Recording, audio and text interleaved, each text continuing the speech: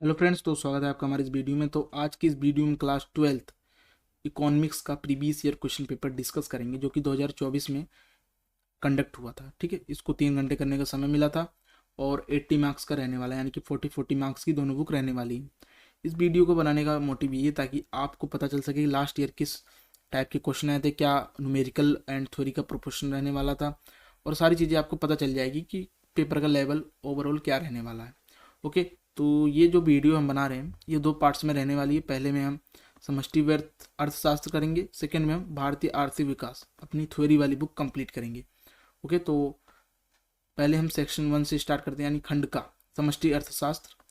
Okay, तो इसमें 10 यानी कि टोटल 20 MCQ आएंगे इस पेपर में। तो 10 समष्टि से रहेंगे, 10 इंडियन डेवलपमेंट से रहेंगे। तो फर्स्ट क्वेश्चन है, श्री सहत्रा द्वारा, यानी कि एक महिला है, उसके द्वारा एक नए घर के किराए के लिए बैंक से लिया गया ऋण क्या है। यानी कि एक घर के लिए उसने क्या लिया है, लोन लिया है, तो कौन से कैटेगरी में आएगा। तो देखते हैं क्या क्वेश्चन डिमांड कर रहा है। उपरोक्त कथन से मुद्रा के संकेतित कार्य की पहचान कीजिए। यानी कि मुद्रा का ये कौन सा कार्य है। यानी कि कोई सहोदरा उसने घर बनाने के लिए एक लोन लिया है, तो ये किस कैटेगरी में आ गया, यानी कि मुद्रा के कौन से कार्य को बता रहा है। तो ये मुद्रा के विलंबित भुगतान के मानक को बता रहा है, यानी कि आज हमने ले लिया, कल हम इसका आने वाले समय में भुगतान कर देंगे। ठीक है, तो ऑप्शन डी एकदम देखने से पता चल रहा है। ठीक है, पहला देखो, विनिमय माध्यम, आपने 1 दर्जन केला लिया, 50 रुपये दिए, तो ये सिंपली क्या दिखा रहा है, विनिमय, यानी कि एक्सचेंज मीडियम है आपका। बी है मूल्य संचय, यानी कि किसी भी चीज़ को स्टोर करना, जैसे कि आपको 1 लाख रुपए इकट्ठा करना है अपनी पढ़ाई के लिए, तो आप किसके फॉर्मेट में करोगे, मनी के रूप में करोगे, यानी कि मुद्रा के रूप में करोगे, तो मूल्य संचय है। सी खाते की इकाई, यानी कि मेजरमेंट देता है ये। आपको कोई भी चीज़ें बतानी, जैसे आपको अपना फ़ोन की वैल्यू बतानी है, तो आप क्या बताओगे, 10,000 का है, 15,000 का है। ठीक है, हम क्या करेंगे, मुद्रा का यूज़ करके किसी की वैल्यू निर्धारित करते हैं। तो ये 3 चीज़ें अलग से हमें पता चल जाती हैं। ठीक है, कॉमन चीज़ें हैं। लेकिन जो डी है, ये हमें दूर से पता चल रहा है कि ये इसी का आंसर रहने वाला है। ओके, तो ये भी चीज़ें हम एक्स्ट्रा पढ़ ली हैं ताकि अगली बार हेल्प हो हमारी। दूसरा प्रश्न है, यदि किसी अर्थव्यवस्था में प्रारंभिक जमा राशि जो है वो 4,000 करोड़ है, और जो आरक्षित अनुपात यानी कि RR है वो 10% है, तो सर्जित कुल जमा का मूल्य कितना करोड़ होगा। तो वह टोटल 40,000 करोड़ होगा। तो ऑप्शन बी करेक्ट आंसर रहने वाला है। तीसरा प्रश्न है, पहले चैप्टर से लिया गया है, पहचाने कि निम्नलिखित में से किसे भारत का, यानी कि ध्यान देना, इंडिया का समान निवासी नहीं माना जाएगा। ओके, तो 4 स्टेटमेंट दिए हैं, तो इन चारों में से हमें कंक्लूड करना है कि कौन सा भारत का समान निवासी नहीं है।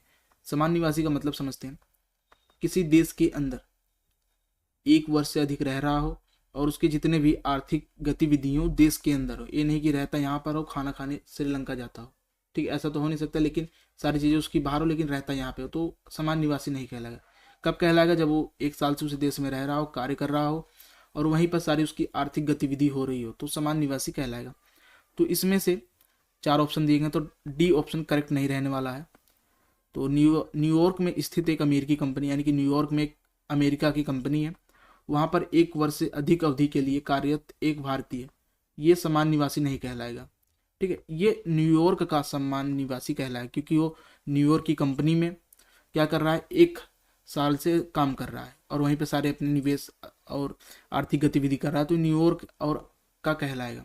लेकिन भारत में करने के लिए भारत की कंपनी में काम करना पड़ेगा और यहीं पर सब कुछ निवेश और आर्थिक गतिविधि करनी पड़ेगी, तब वो समान निवासी कहलाएगा। ऑप्शन डी करेक्ट रहने वाला है, यानी कि इस व्यक्ति को हम नहीं मानेंगे कि ये भारत का समान निवासी है, क्योंकि ये रह बाहर रहा है, कमा भी वही रहा है, खर्च भी वहीं कर रहा है, तो भारत में कैसे हुआ।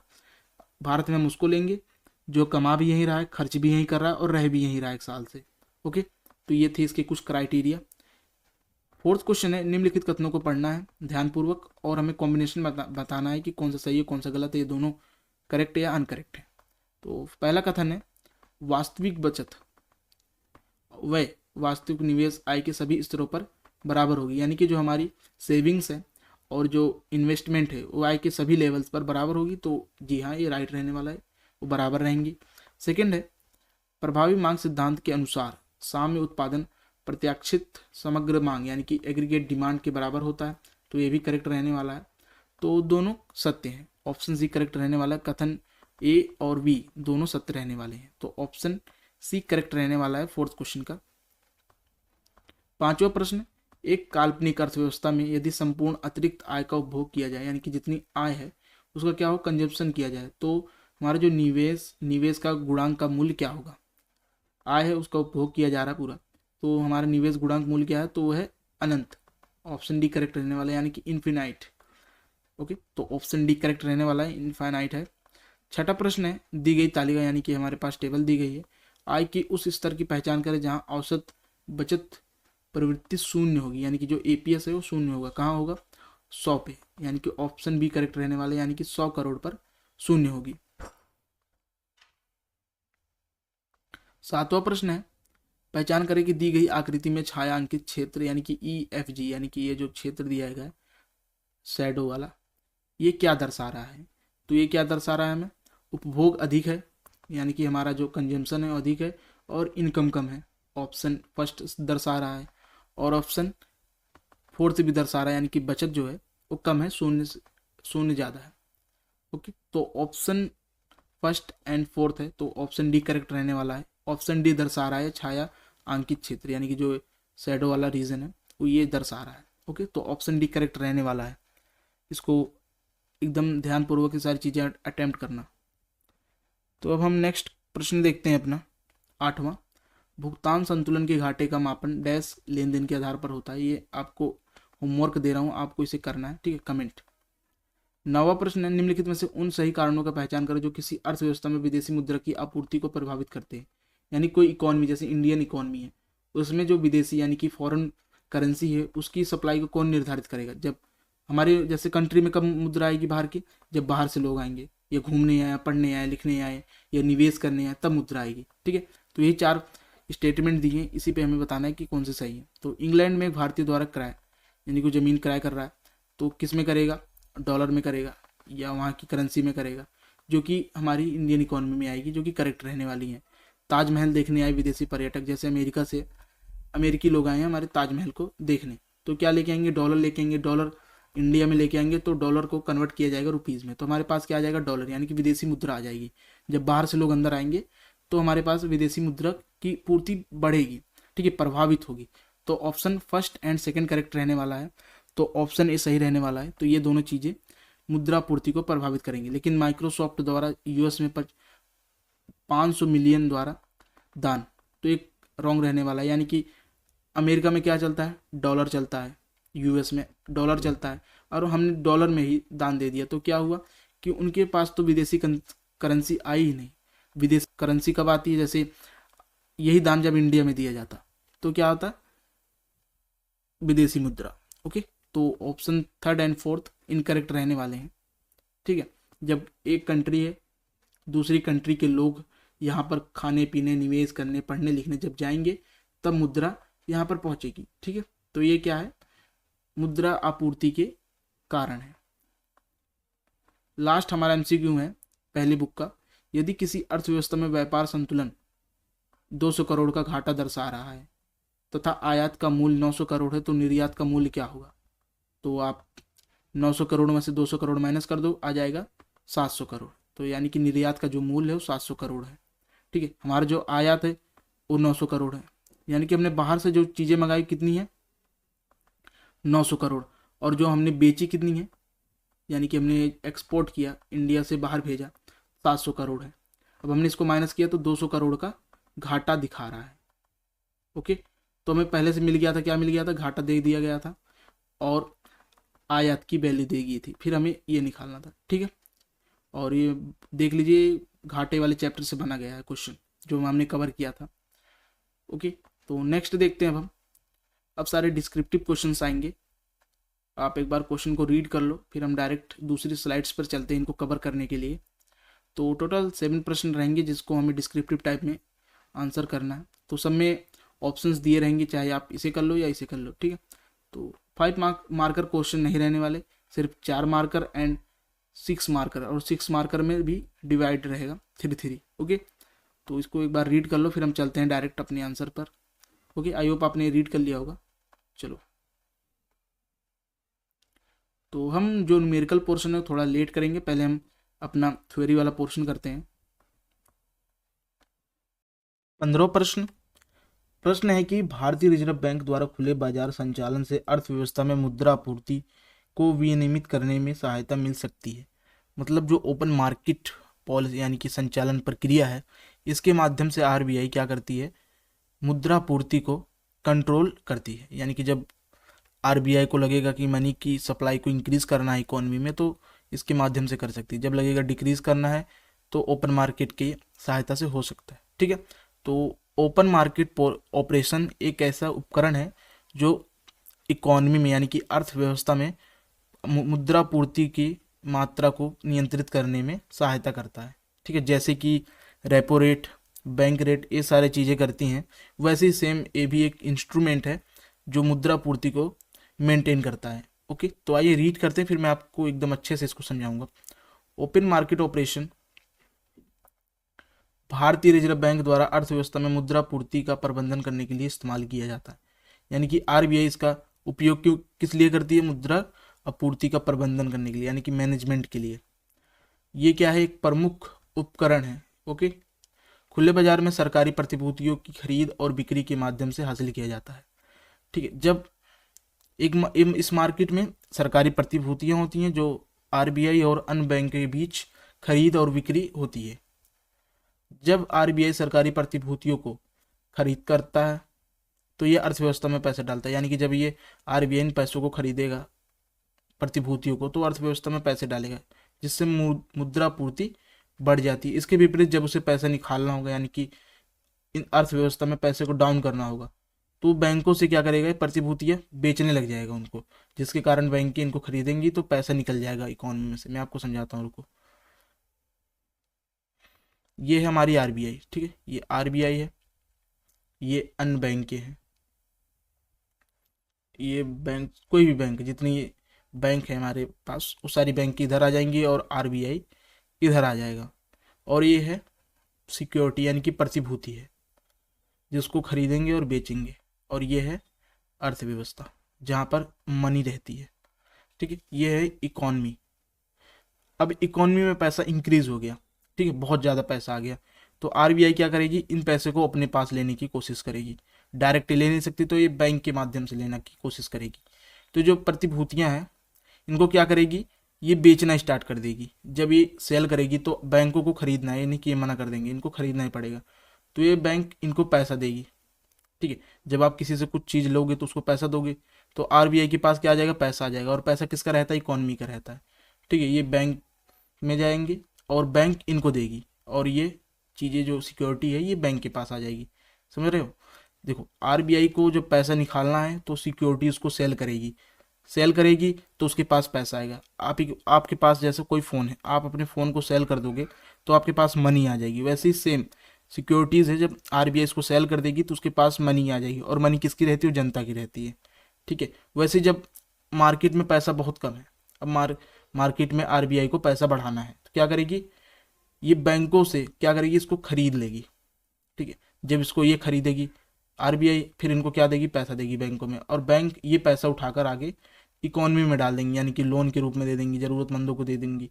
ठीक है, इस प्रकार ये चीज़ें चलती हैं।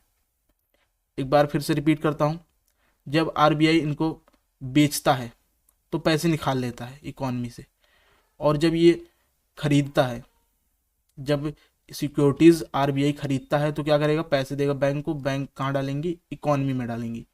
आई होप आपको समझ आ गया होगा। वही सेम चीज़ें यहाँ पर मैंने लिखी हुई हैं, आप इसे रीड कर लेना, आपके लिए हेल्पफुल होंगी।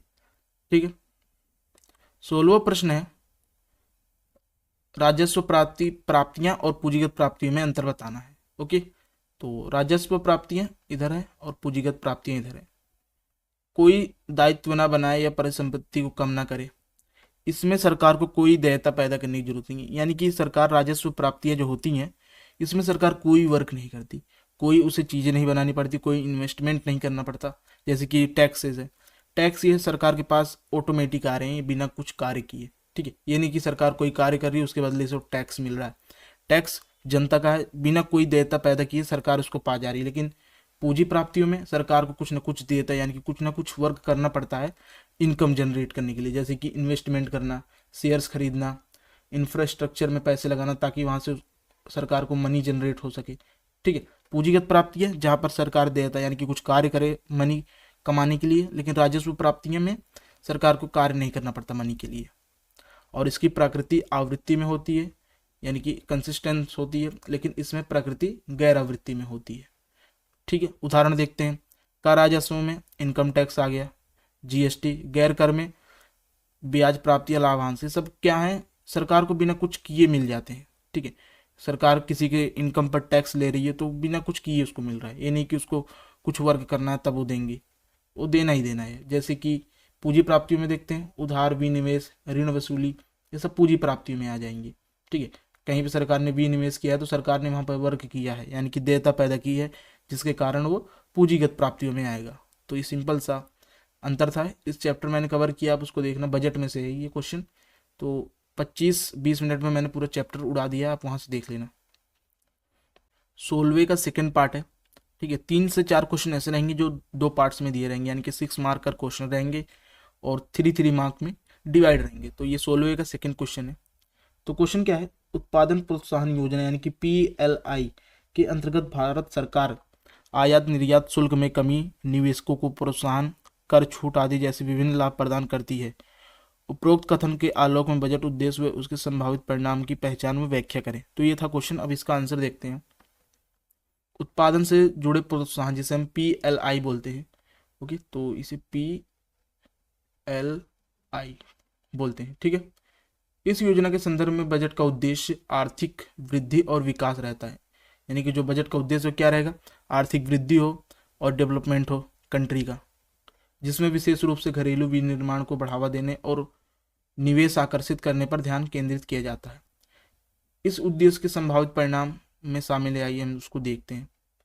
ठीक है, यानी जैसे कर हटा देना, ये सारी चीज़ें हटा देना PLI के अंतर्गत, तो क्या फायदे मिलेंगे। ठीक है, उसी के परिणाम देखने में।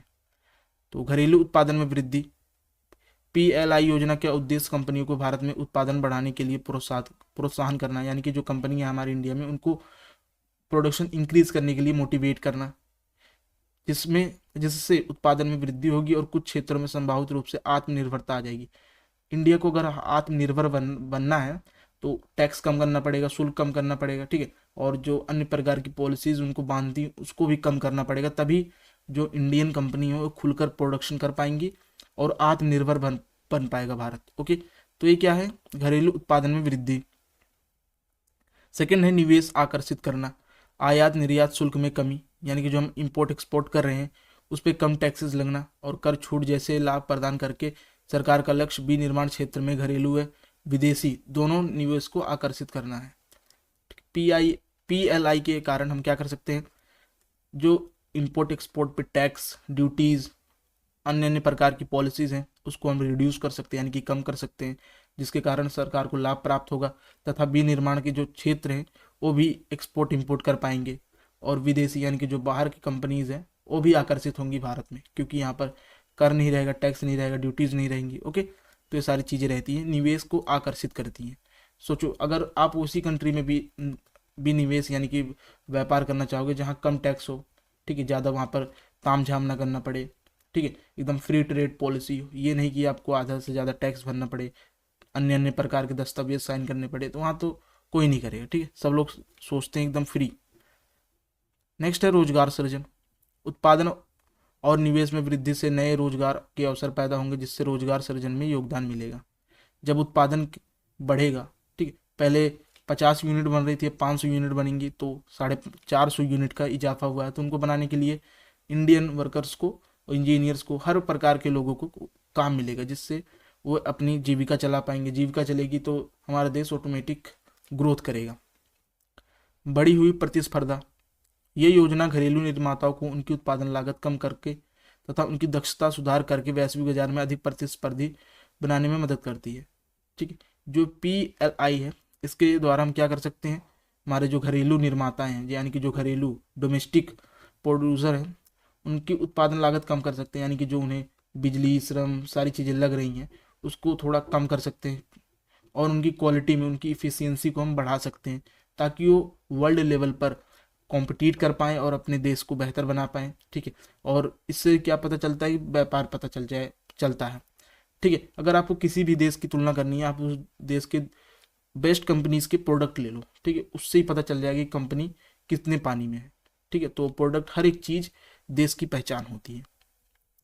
संभावित राजस्व हानियाँ, कर और शुल्क में जब कमी आएगी तो सरकार के राजस्व में अल्पकालिक हानि होगी, यानी कि शॉर्ट टर्म, यानी कि कम समय के लिए एक कमी आएगी, हानि होगी। लेकिन इसकी भरपाई जब ये लोग प्रॉफिट में आ जाएंगी सारी कंपनियां तो हो जाएगी। तो ये दीर्घकालिक के लिए हमारे लिए लाभ है, लेकिन अल्पकालिक के लिए हानि है, यानी कि शॉर्ट टर्म में हमें हानि होगी, लेकिन आने वाले लंबे समय में हमें लाभ मिलेगा।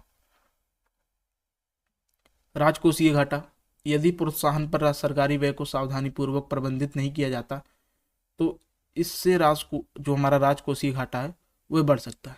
ओके, तो ये सारी चीज़ें थी PLI के कारण जो प्रभाव पड़ सकता है, ठीक है। इनके परिणाम हमने देख लिए।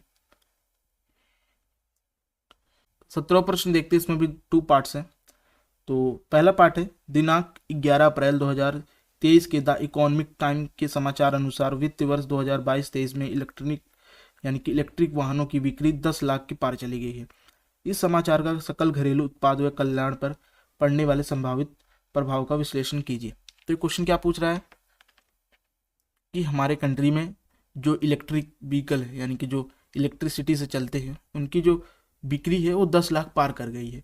तो इससे हमारी GDP पे क्या असर पड़ेगा और हमारे वेलफेयर यानी कि कल्याण पर क्या असर पड़ेगा, वही हमें कैलकुलेट करना है। ओके, तो आइए देखते हैं। इलेक्ट्रिक वाहनों की बिक्री में वृद्धि से सकल घरेलू उत्पाद पर सकारात्मक प्रभाव पड़ने की संभावना है, यानी कि जब वाहनों की बिक्री बढ़ेगी तो क्या GDP में इंक्रीज होगी।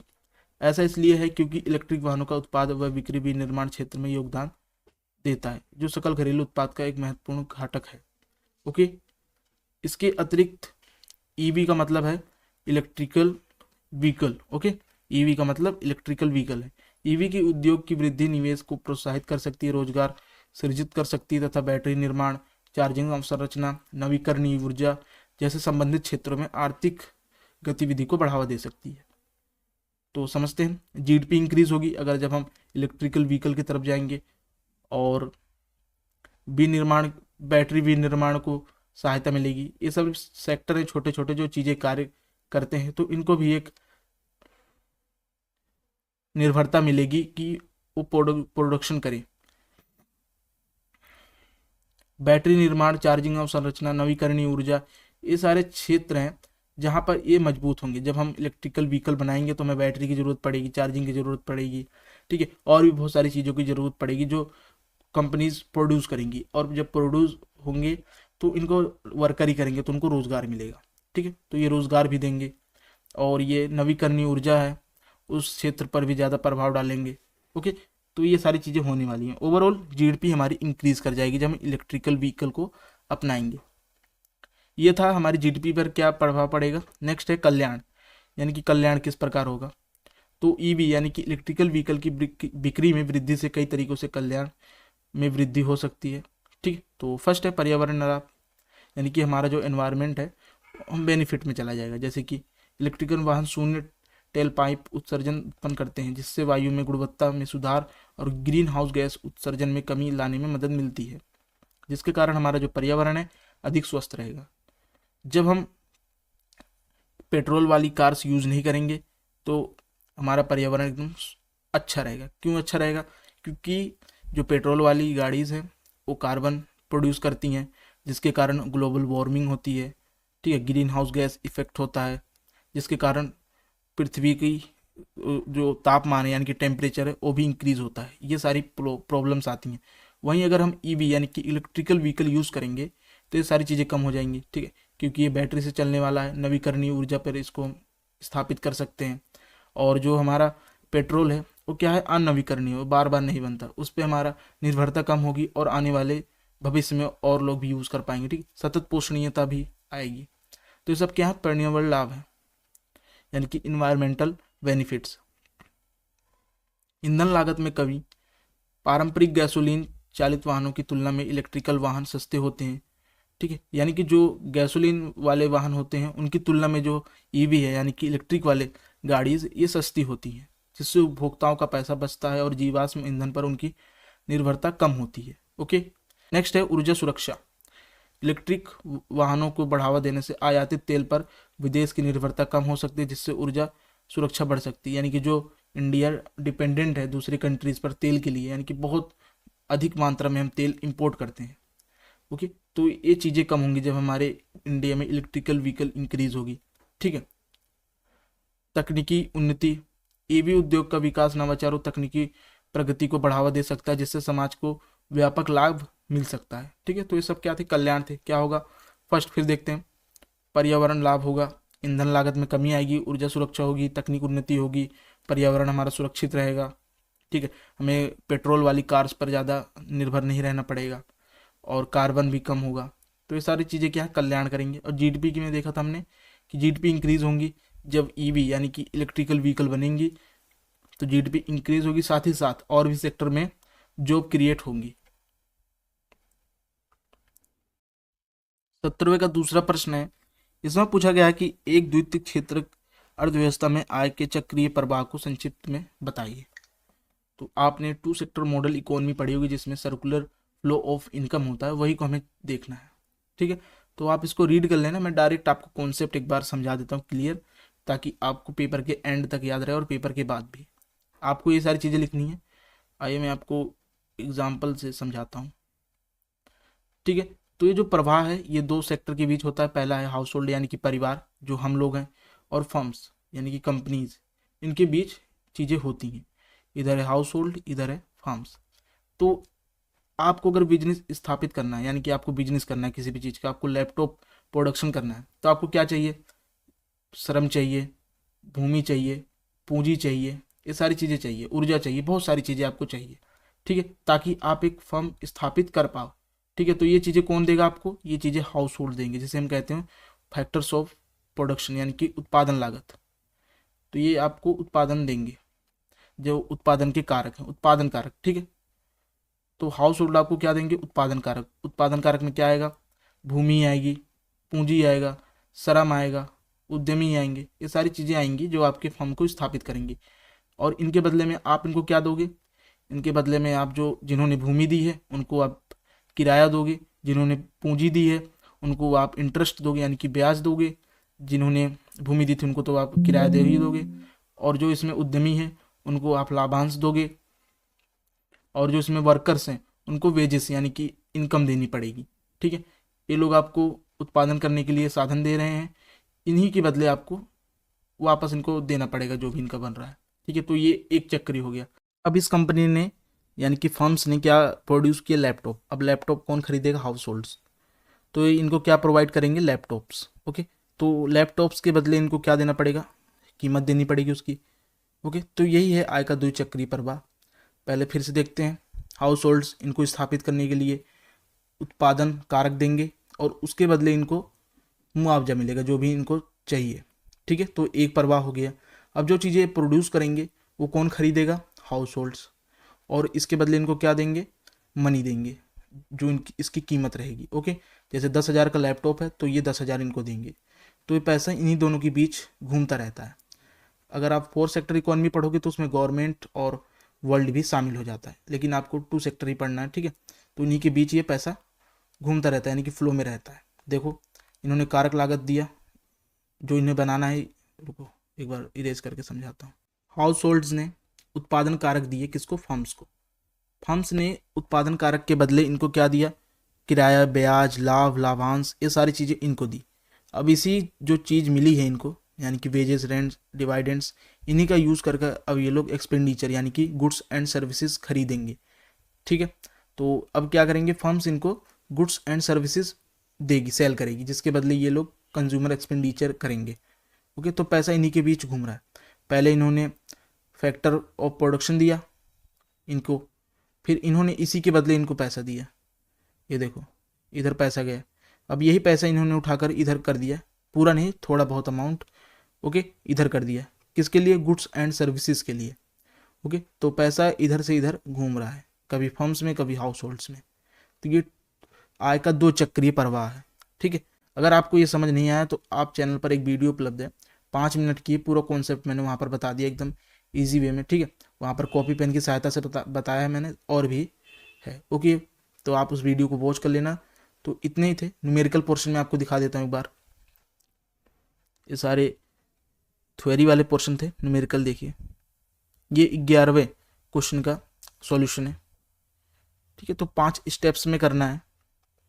पहले आपको जीबीए एट मार्केट प्राइस पर ज्ञात करना है, फिर आपको मूल्यांश करना है। मूल्यांश कैसे होता है, जो भी प्राइस है उसको ऊपर रखो, प्राइस ऊपर आ गया, और जो भी अवधि है उसको नीचे रखो, डिवाइड मार दो, आपको मूल्यांश आ जाएगा। फिर हम क्या करेंगे, कारक लागत पर। ओके, क्या ज्ञात करना है, सकल मूल्यवर्धन, उसको आप ज्ञात करोगे तो आएगा 80 लाख। अब सबको उठाकर क्या ज्ञात करना है हमें, कारक लागत पर शुद्ध मूल्यवर्धन। ओके, शुद्ध मूल्यवर्धन ज्ञात करने के लिए आपको ये चीज़ें माइनस कर देनी है, ठीक है। GVA एट FC माइनस करना है मूल्यह्रास माइनस फिर NIT यानी कि शुद्ध अप्रत्यक्ष कर। आपका आंसर आ जाएगा 57 लाख, ठीक है। इसमें समझाने लायक कुछ है नहीं, सारे एकदम 4 स्टेप्स में पूरा सवाल एकदम पड़ा हुआ है। ये 14वां प्रश्न है, ठीक है, उसका आंसर है इधर। ये चैप्टर 3 से ये न्यूमेरिकल बना है। तो चैप्टर 1 एंड 3 से, इन्हीं 2 चैप्टर में से न्यूमेरिकल बनते हैं, और 8 से 6 नंबर तक बन सकते हैं, यानी कि या तो 6 में आ जाएगा 3-3 मार्क्स, या 4-4 मार्क्स के 8 मार्क्स में आ जाएंगे। ओके, तो इन्हीं 2 चैप्टर से आप रेडी करके जाना। तो इसमें भी 5 स्टेप्स में आपको आंसर मिल जाएगा, एकदम सिंपल है। ओके, तो आप इसे देख लेना। हमने थ्योरी और न्यूमेरिकल दोनों पोर्शन कवर कर लिया। आई होप आपको ये समझ आ गए होंगे, ठीक है। और पार्ट 2 में मिलते हैं।